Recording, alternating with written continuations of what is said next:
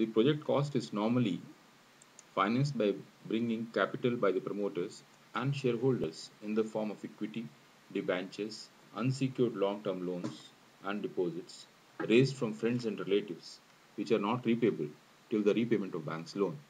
Resources are raised for financing project by raising term loans from institutions, banks which are repayable over a period of time. Deferred term credits secured from suppliers of machinery which are repayable in installments over a period of time.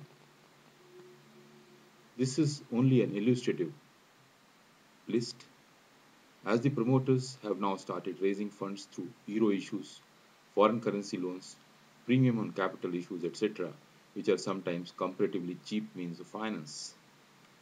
Subsidies and development loans provided by the central state government in notified backward districts to attract entrepreneurs are also means of financing a project. It is to be ascertained that the requirement of finance has been properly tied up for unhindered implementation of a project. The financing structure accepted must be in consonance with generally accepted levels along with adequate promoter's stake. The resourcefulness, willingness, and capacity of promoter to contribute the same is also to be investigated.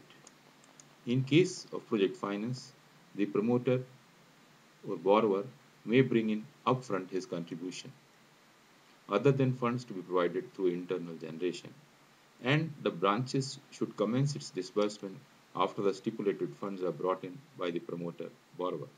A condition to this effect should be stipulated by the sanctioning authority in case of project finance, on case-to-case basis, depending upon the resourcefulness and capacity of the promoter to contribute the same.